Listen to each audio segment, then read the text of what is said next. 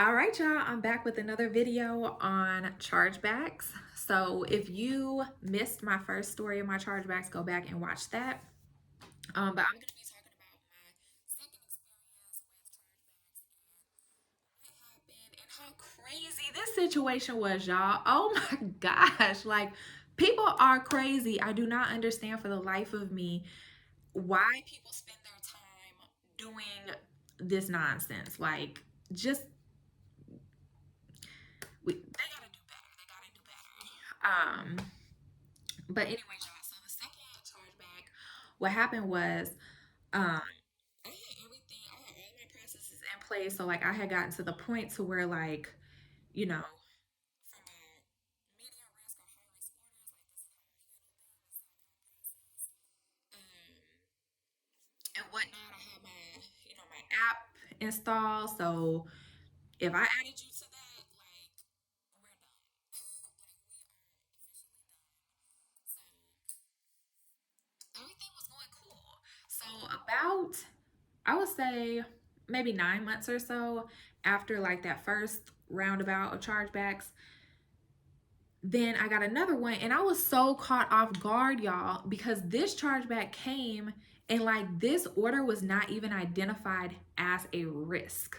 Okay, so I want y'all to understand that the Shopify or whoever's platform you're on, like, they are doing the best with their system to identify any fraud, but like stuff can still seep through.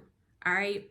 So this second chargeback that I got it, and y'all, I go look at the order and I'm like, what is going on? So I'm looking at it, I'm like, this is not a risk order. Like, how is this fraud? Like, this was supposed to be okay. And I'm like, okay. So I reach out to the person via email. All right. I want to let y'all know something. So it's very important that you have some type of like email marketing system, because I didn't just reach out to this person on my own. I reached out to them through my system. All right. So I reached out to them. I let them know that, hey, we have received a chargeback. We take these matters very seriously, and we would like to know if this was done in error, so that we know how to proceed on our end. So then they unsubscribed, and so I was like, you are clearly the problem, because you unsubscribed. Like, you didn't respond, you didn't do nothing. Like, you opened the email, you unsubscribed. So I was like, okay, I know what I'm dealing with. So this time I said, look, I'm good at a lot of things, but clearly I am not equipped to handle these chargebacks. So I need to work with a professional. Because last time I submitted my chargebacks, I lost. And I don't understand how I lost, but I lost. And so then I was like, okay, I have to outsource this to a professional. Like, I just don't, I can't mentally do this again. Like, I just can't. I was too angry. And two, like, I was trying to win. I was like, look, you stole from me. Like, you stole from me. So I was like, I'm willing to pay somebody to handle this for me, so that we can make sure all of our ducks are in a row. So I hired someone to handle the chargeback for me. She submitted everything. She even had a cover letter. I was like, oh, I didn't have that last time. Maybe that's why I lost. And then she had like all this evidence, and I was like, yes, we're gonna get her. Like, we're gonna get her. And so then I had to wait. And I was like, man, like, Lord, if it's your will, I will win this charge back. Like, I don't know why this is happening to me. Like, what's going on? And so I'm waiting, y'all. It's a long time. Like, I promise you, it's like 30 to 60 days until like you hear back on whether or not you win or lose the chargeback. It's forever.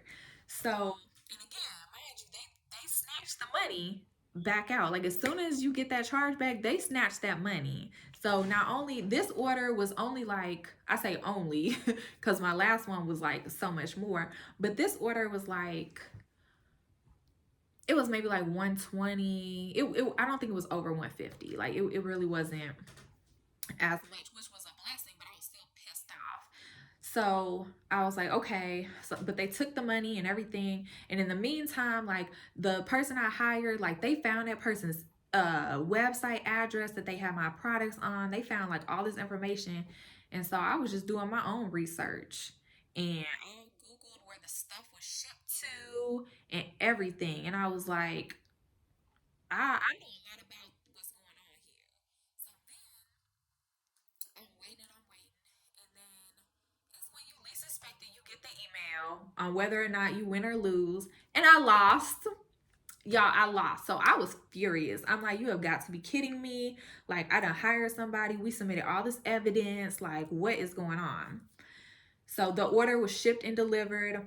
So, anyways, I called the apartment complex that the stuff delivered to, and I'm having me a chit chat with the person who is in management at this apartment complex and letting them know they have a scam going on in their apartment complex, and I would like some information about what's going on.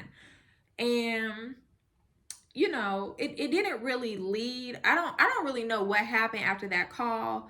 I had a long conversation with that person at the management company for the apartment complex. I then followed up with somebody else at the apartment complex. Nothing really happened because I didn't hire a lawyer or anybody to pursue any action. But I just wanted to put them on notice that they have a tenant that is running a scam in their building. And then I go and y'all, people are crazy. I can't stand it. So then I go and if this don't work out, I'm going into private investigation. Okay, because after I talked to the management company, I said, "Oh, okay, I know what we're about to do." So I called the person and I'm like, "Hey, hello, can I speak to such and such?" "Oh no, this isn't the right number. I keep getting calls from this number, but no, that person, this isn't their phone." I'm like, "Oh, okay." So then we get off the phone and she calls back. She was like, "Hey, like, I'm sorry to bother you, but I keep getting calls from this number. Like, what is this about?"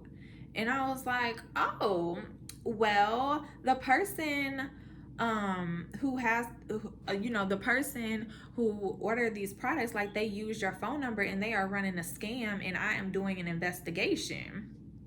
And she was like, "Oh, okay, yeah, I don't know why my number is on, attached to this, and like, I don't know how they got my number and such and such." I was like, "Okay." So I get off the phone and I call my old friend, right? My wholesale customer, we're friends now. I was like, "Girl, you wouldn't believe this. Like, I called. They're saying this isn't the number." She was like, "Girl, they probably lying."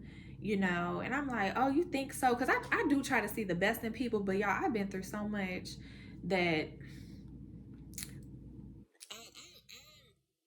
it's sometimes a little difficult. So sometimes I have to get a different perspective. And I'm like, "Okay, well," so y'all, I go on the internet and I got me a free trial and I put in the phone number, and lo and behold, it's the same person I just got the phone with. Sure is. It was the same person. So I was like, and she was telling me, she was like, a lot of times, like, they put, the number, like, because otherwise the bank, if it's like not the right number that matches theirs, like, then it's more so like, okay, that may be fraud. But like, if it's or I don't know how she explained it to me, but basically she was like, they have to have the right number for the bank to call. So she was like, it's likely the person, they're just lying to you. And I was like, okay. So y'all, after that, it really wasn't nothing I could do because I wasn't gonna hire an attorney. I could, but I just y'all, I was just so emotionally drained and mentally drained and just so frustrated that I was like, I just got to figure something else out. So then I started taking a look at how I acquired customers. And I'm not talking about marketing. I'm talking about how my business acquires customers in terms of checking out on my website and processing payments. And so, what I noticed and what I learned is a lot of these payment processors, and I'm not going to go too far into it because I want y'all to do your own research and figure out what's best for your company. But what I figured out is there's some payment processors out there and companies out there that they are not business owner friendly. So they are going to more times than not side with the customers because they want their customers to continue banking with them or continue holding cards with them, continue using their services. And so more times than not, they're just going to side with the customers. Versus there are other payment options to where they are more balanced, to where they're going to look at both sides and actually do an evaluation and see what's really going on. And it's harder to get over on them. And so, what I did is one, I changed my checkout process to where there was more information that you had to input in order to become a customer of mine. So essentially, what I was doing is I was vetting my customers. Now, granted, this may look a little different for you because you may not be selling wholesale. Maybe you're selling directly just to regular consumers that are using the products for themselves. But that's one of the things I did was I changed how I started vetting my customers, and then also I started um, changing my payments.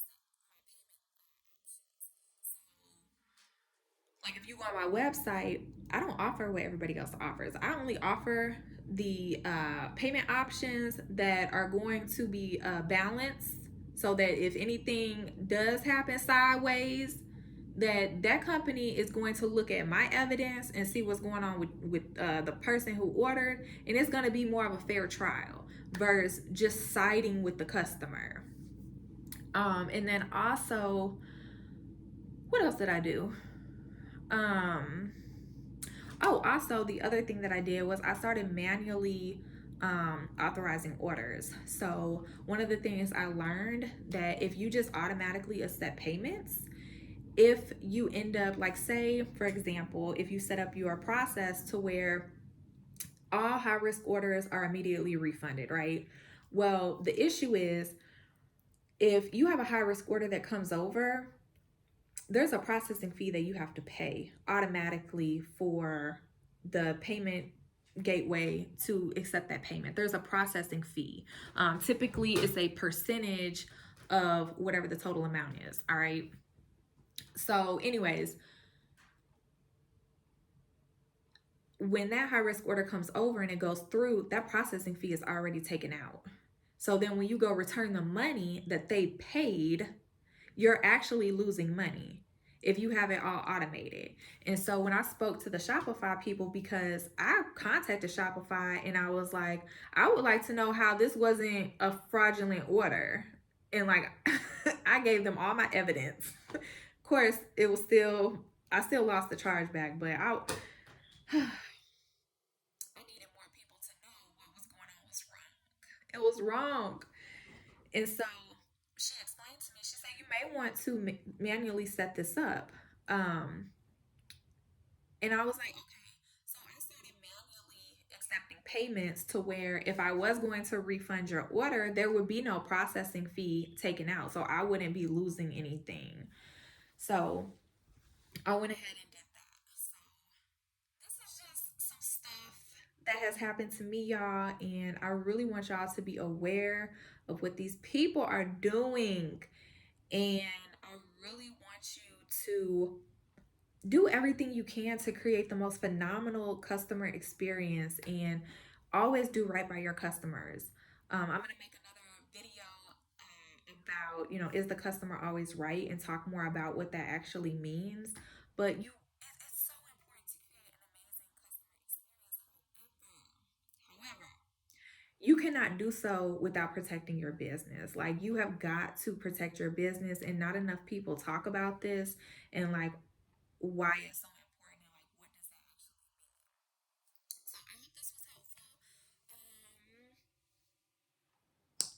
I'll talk to y'all later.